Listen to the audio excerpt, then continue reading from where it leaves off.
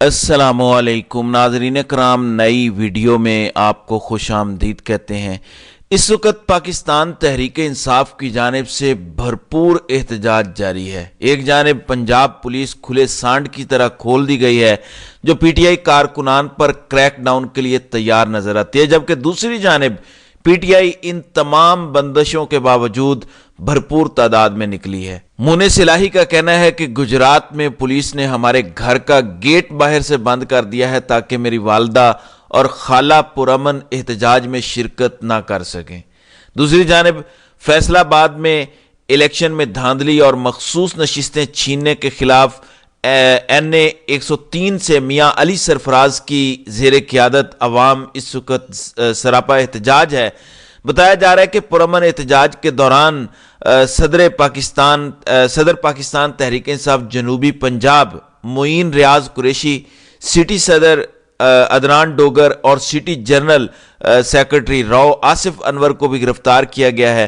तो पुलिस गर्दी अपने उरूज पर है और इनकी कोशिश है कि किसी भी तरह से पीटीआई के लोग पुरअमन एहतजाज के लिए ना निकल सकें। सिमाबिया ताहिर की एक वीडियो ने इस वक्त आग लगाई हुई है जिसमें उन्होंने अपने कारकुनान को पुलिस से ज़बरदस्ती आज़ाद करवाया है, जबकि रावला कोर्ट में सरदार अब्दुल कयूम नियाजी जो साबिक जम्मू कश्मीर के वजीर आज़म भी रहे, उनकी क़यादत में रावला कोर्ट में कायदे पाकिस्तान इमरान खान की कॉल पर मैंडेट चोरी के खिलाफ इस वक्त भरपूर एहतजाज जारी है। जबकि नईम हैदर पंजोथा इस वक्त एक बहुत बड़ी रैली के साथ रावलपिंडी पहुंचे हैं और रावलपिंडी इस वक्त मेन हब बना हुआ है जहां पर बहुत बड़ी तादाद में मुख्तलिफ काफिले पहुंचकर एहतजाज कर रहे हैं। जबकि पेशावर में इस वक्त जो है वो जलसे के लिए कुर्सियां लगाई गई हैं, एक बहुत बड़े जलसे की वहां पर तैयारी की जा रही है। जबकि खुशाब के अंदर धांधली के खिलाफ और मखसूस नशिस्तों के खिलाफ जो है वो एहतजाज जारी है। इमरान खान के नाम पर लोग बहुत बड़ी तादाद में निकले हैं। सिमाबिया ताहिर इस वक्त पिंडी रैली को लीड कर रही हैं और लोग अपनी जान हथेलियों पर रखकर बाहर निकले हुए हैं। अगर जीपीओ रोड की बात की जाए लाहौर की, तो इस वक्त वहां कर्फ्यू का समय है। लाहौर को एक छावनी में तब्दील किया गया है। मरियम नवाज की हिदायत के मुताबिक पुलिस ने पूरे लाहौर को घेरे में लिया हुआ है। इनकी कोशिश है कि यहां कारकुनान पीटीआई के ना निकल पाए। मरियम नवाज ने कहा था कि अगर कोई एहतजाज करेगा तो मैं रूथलेस यानी बेरहम हो जाऊंगी। पुलिस की भारी नफरी देखकर लगता है कि वाकई मरियम नवाज बेरहमी का मुजाहरा कर रही हैं। तहरीक इंसाफ जीपीओ रोड को छोड़कर बाज दीगर जगहों पर लाहौर में ही अपना एहतजाज रिकॉर्ड करवा रही है। तो ये इस वक्त बहुत बड़ी जो है वो सूरत हाल नजर आती है।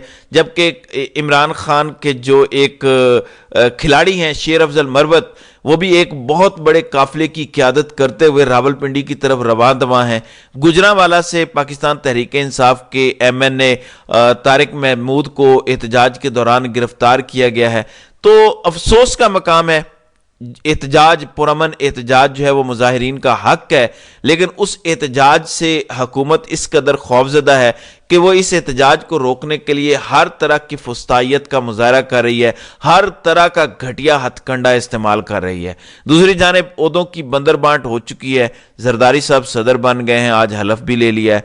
शहबाज शरीफ भी वजीर आज़म के ओहदे पर बिठा दिए गए हैं। मरियम नवाज ने भी वजारत आला का मनसब संभाल लिया है, प्रोटोकॉल इंजॉय करना शुरू कर दिया है और अवाम को बता दिया गया है कि तुम लोगों ने वोट नहीं दिए तो भी हम आ गए हैं, जिन्होंने हमें लाना था वो हमें ले आए हैं।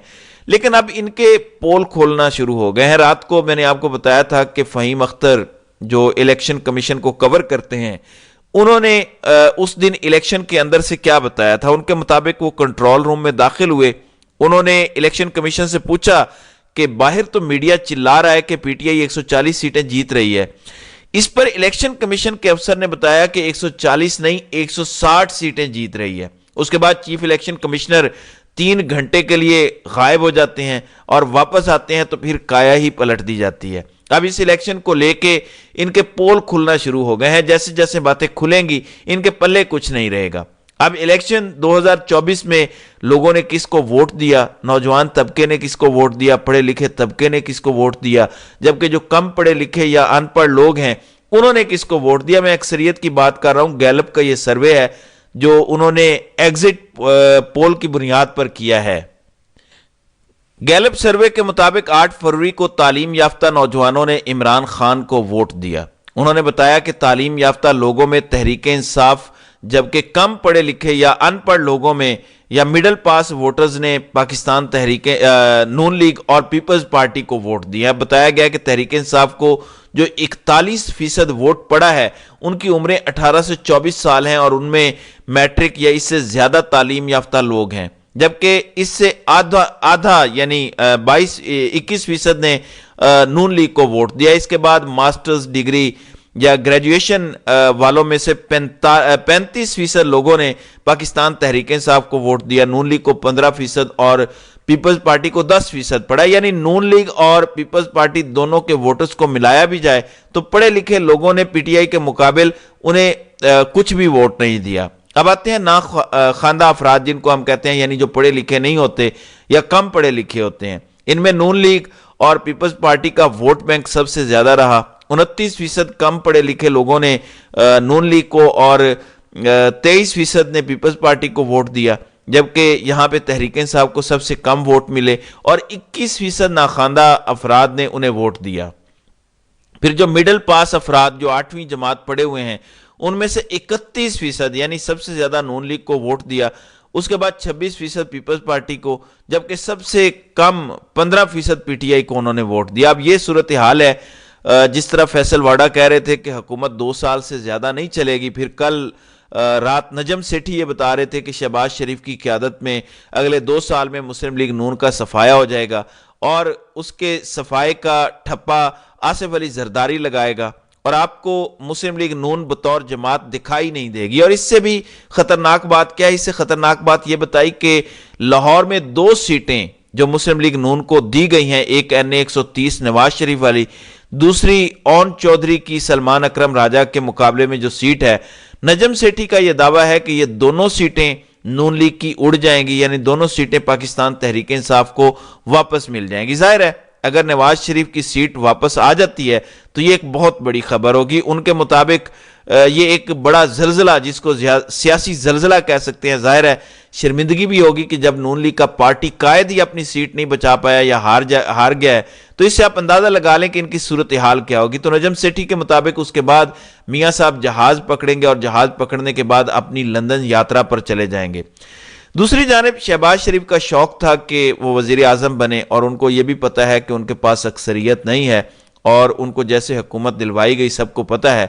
اب چونکہ ساری گیم آنی ہے 1.5 سال کے بعد، جب اس ملک میں ایک اہم ملٹری کی تعیناتی کا وقت آنا ہے۔ اب مسلم لیگ نون کا خیال یہ ہے کہ اگر پیپلز پارٹی ہمارے ساتھ ہوگی تو یہ ہماری گورنمنٹ کی گارنٹی ہوگی، ہماری گورنمنٹ کی بقا ہوگی کہ وہ ہمارے ساتھ ہے، تو اس کا مطلب ہے کہ ہماری حکومت نہیں گرے گی۔ یہ ان کی غلط فہمی ہے۔ اس کی وجہ یہ ہے کہ ایک تو رمضان المبارک گزرنے کی دیر ہے، آپ کو احتجاجی تحریکیں بھرپور دکھائی دیں گی۔ ابھی آج بھی پی ٹی آئی بہت بڑی تعداد میں احتجاج کر رہی ہے، پھر رمضان کے بعد فضل الرحمان نکلیں گے، جماعت اسلامی نکلے گی، پاکستان تحریک انصاف ایک بڑی تعداد میں نکلے گی، پھر جون میں بجٹ کا مہینہ آئے گا، آپ کو بجٹ بھی دینا ہے، تب تک لوگوں کو بھی سمجھ آ چکی ہوگی کہ اس حکومت کے پلے کچھ نہیں ہے۔ دیکھیں سوشل میڈیا پہ یا اس طرح نعرے لگانے سے، دعوے کرنے سے کچھ نہیں ہوگا۔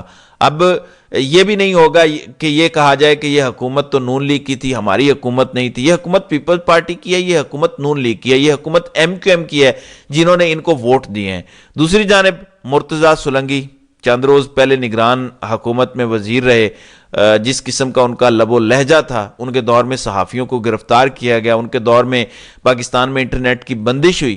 اب وہ ایک نیوز پر بیٹھے ہیں تو اب وہ دوبارہ صحافی اور تجزیہ کار بن گئے۔ تو یہ تماشے نہیں چلیں گے کہ کل تک آپ مزے لیں حکومتوں کے اور اب سیاسی جماعتوں کے خلاف مورے کے طور پر کام کریں اور پھر آپ دوبارہ صحافی بن جائیں۔ دوسری جانب انوار الحق کاکڑ جو لیکچر بڑے دیتے ہیں، انہیں بھی چسکا لگ گیا ہے، نشہ لگ گیا ہے اقتدار کا۔ وہ فرما رہے تھے کہ کوئی نئی سیاسی جماعت یا کسی پارٹی میں شمولیت اختیار کر سکتے ہیں۔ نہیں آپ کو نئی پارٹی کی کیا ضرورت ہے، نون لیگ اور پیپلز پارٹی کے لیے آپ کی خدمات کسی سے ڈھکی چھپی نہیں ہیں۔